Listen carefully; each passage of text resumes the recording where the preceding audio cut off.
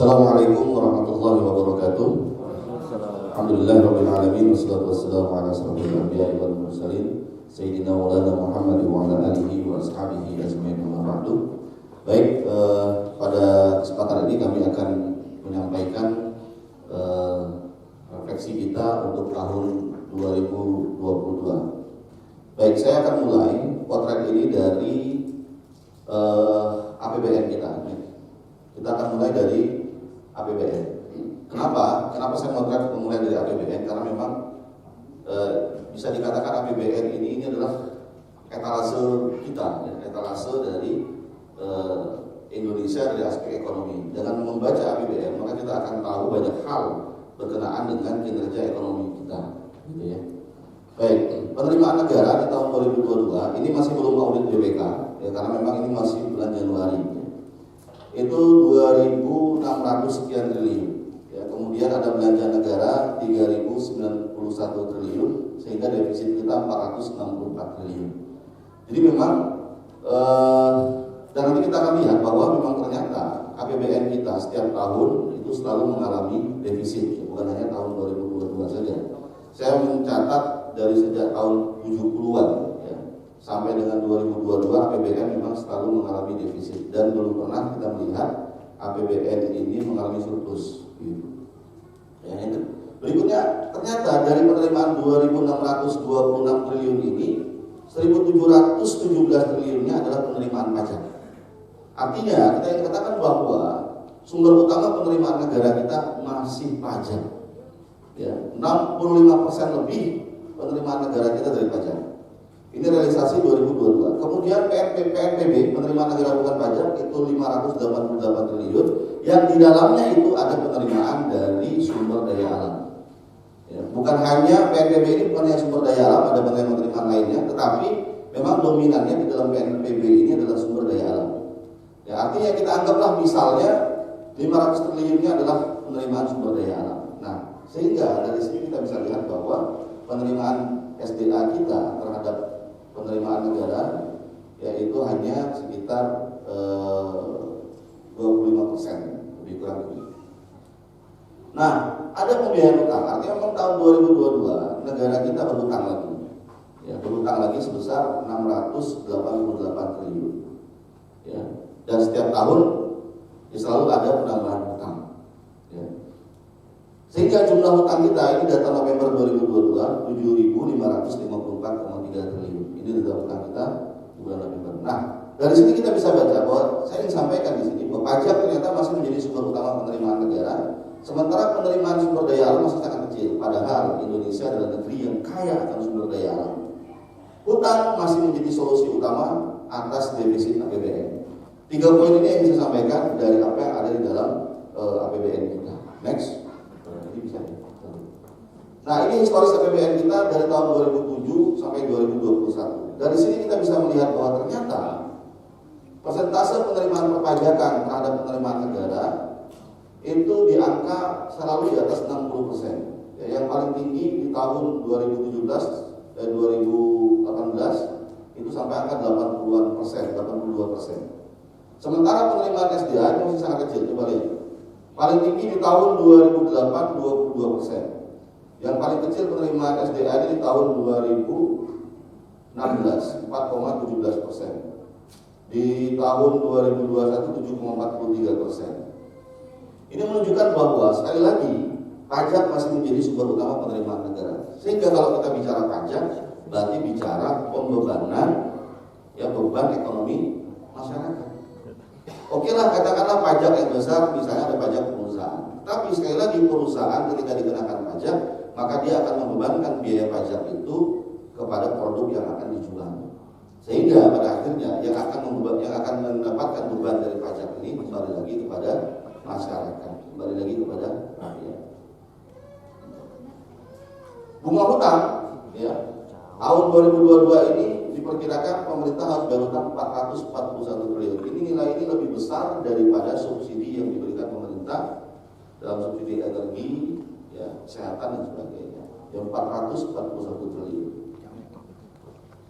Nah, apa penyebabnya? Saya hanya memotret dari sisi APBN. Maka saya katakan bahwa Penyebabnya adalah penerapan kebijakan fiskal dalam sistem ekonomi kapitalisme. Jadi kalau kita bicara APBN, maka itu bicara tentang kebijakan fiskal.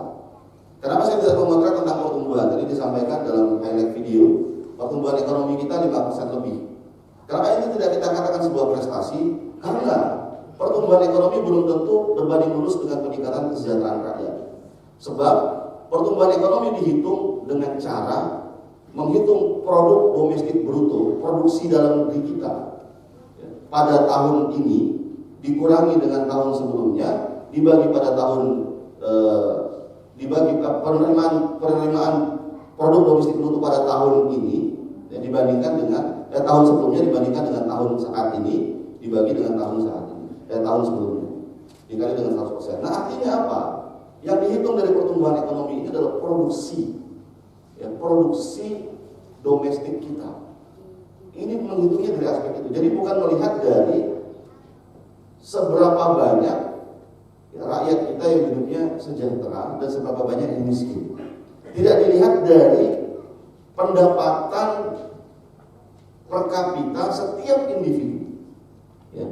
Dari produk domestik bruto ini akan dapat dihitung pendapatan per kapita. Tapi pendapatan per kapita yang dihitung adalah pendapatan per kapita rata-rata.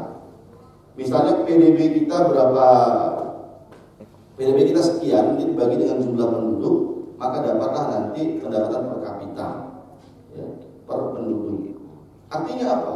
Yang dilihat misalnya kalau PDB kita katakanlah 500 triliun, misalnya gitu, lalu dibagi jumlah penduduk, itulah jumlah pendapatan per kapita. Sehingga ini tidak menggambarkan, tidak mencerminkan pendapatan setiap kepala negara, kepala keluarga. Tidak mencerminkan pendapatan setiap kepala keluarga. Yang terlihat adalah pendapatan rata-rata, ya, bukan pendapatan setiap kepala keluarga. Jadi walaupun nanti dikatakan misalnya pendapatan per kapita kita itu tinggi, itu sebenarnya rata-rata, bukan individu per individu yang dilihat. Maka saya tidak menganggap bahwa pertumbuhan ekonomi ini sebagai sebuah prestasi yang kemudian harus kita banggakan. Kenapa?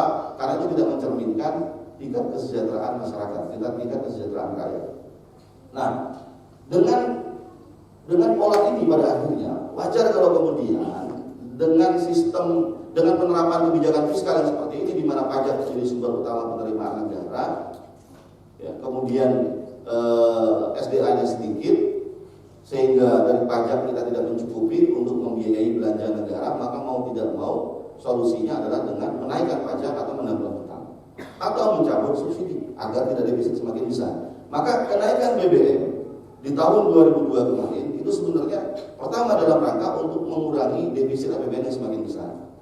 Karena solusi dari mengatasi defisit APBN itu adalah menaikkan pajak, menaikkan penerimaan itu dengan menaikkan pajak dan menambah hutang. Ya. Biasanya itu. Atau yang kedua, mengurangi belanja negara. Biasanya dikurangi itu dalam berkenaan dengan subsidi. Nah, maka wajar kalau kemudian akhirnya berdampak kepada kesejahteraan rakyat. Nah, sistem ekonomi kapitalis ini telah menjadikan pajak sebagai sumber utama penerimaan negara, sementara SDA tidak menjadi sumber utama. Sementara kita adalah negara yang kaya akan sumber daya alam. Kenapa? Karena pengelolaan SDA kita itu kapitalistik, di mana sebagian besar SDA kita dikelola oleh swasta, terutama swasta asing dan juga ternyata ada dikelola oleh swasta dalam negeri. Dilema pajak terhadap pertumbuhan ekonomi. Jadi kalau kemudian pajak ini kita rendahkan, kita turunkan, ini dampaknya apa? Penerimaan negara kecil. Penerimaan negara kecil, maka belanja negara kecil. Kalau belanja negara kecil ini akan meningkatkan kemiskinan. Ya. Ini pada satu sisi. Kemudian kalau pajak rendah, pengeluaran perusahaan dan rumah tangga rendah. Oke. Kemudian meningkatkan produksi dan daya beli rumah tangga, ya, dan kemudian akan meningkatkan pertumbuhan ekonomi. Ini dilema. Satu sisi akan meningkatkan kemiskinan, tapi sisi lain akan meningkatkan pertumbuhan ekonomi kalau pajaknya rendah. Sebaliknya kalau pajaknya tinggi, maka penerimaan negara besar, belanja negara besar akan mendorong pertumbuhan ekonomi. Tetapi di sisi lain, ini akan menyebabkan pengeluaran perusahaan dan rumah tangga menjadi besar, menyebabkan PHK dan menurunkan daya beli masyarakat dan akan meningkatkan kemiskinan. Inilah dilema pajak terhadap pertumbuhan ekonomi. Ini menjadi sesuatu yang akhirnya sulit untuk diambil, tapi mau tidak mau harus diambil. Dan pemerintah mengambil solusi menaikkan pajak. Tapi pada akhirnya meningkatkan kemiskinan walaupun pertumbuhan ekonomi itu terjadi. Tapi kemiskinan meningkat. Ya. Nah, Apa dampaknya? Penduduk miskin kita masih tinggi, ya 28,16 juta pada tahun 2022. Ini menurut data BPS.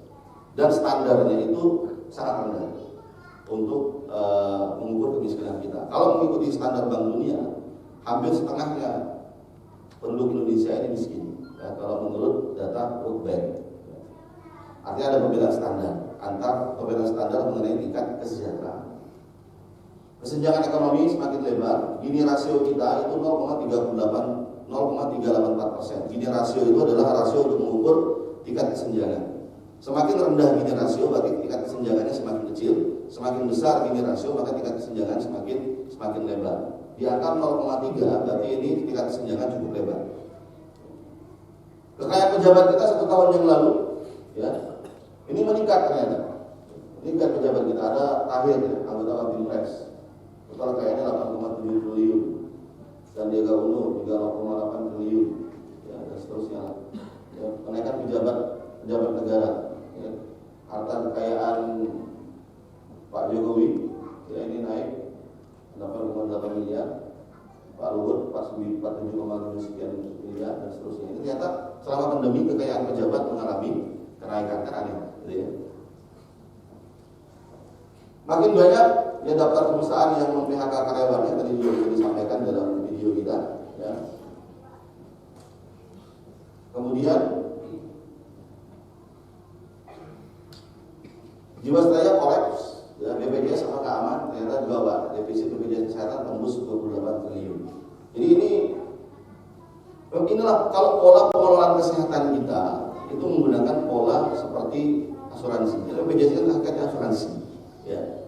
Defisit, dan makanya sekarang ada wacana pemerintah ingin kemudian membatasi pemanfaatan mereka yang menerima manfaat dari BPJS, dan saya kira kita sudah mulai merasakan, sebagian masyarakat sudah mulai merasakan bagaimana nilai manfaat BPJS itu benar-benar dibatasi. Ya. Dan ada wacana orang kaya nggak bisa pakai BPJS tapi harus bayar, atau dibatasi, sangat-sangat dibatasi tapi tetap bayar BPJS. Ini kan aneh. Ya, baik Ustaz. Ya, sedikit lagi. Nah, bagaimana 2023? Baik. Bagaimana 2023? Selama sistem ekonominya masih seperti ini, selama pajak masih menjadi sumber penerimaan negara, selama pengelolaan SDA masih kapitalistik, maka tahun 2023 tidak akan jauh berbeda dengan tahun-tahun sebelumnya. Saya kira ini dapat saya sampaikan bagaimana refleksi saya di tahun 2022 dan bagaimana proyeksi di tahun 2023. Lalu apa solusi yang nanti akan kami tawarkan? Mungkin nanti setelah sesi berikut ini. Terima kasih. Assalamualaikum warahmatullahi wabarakatuh.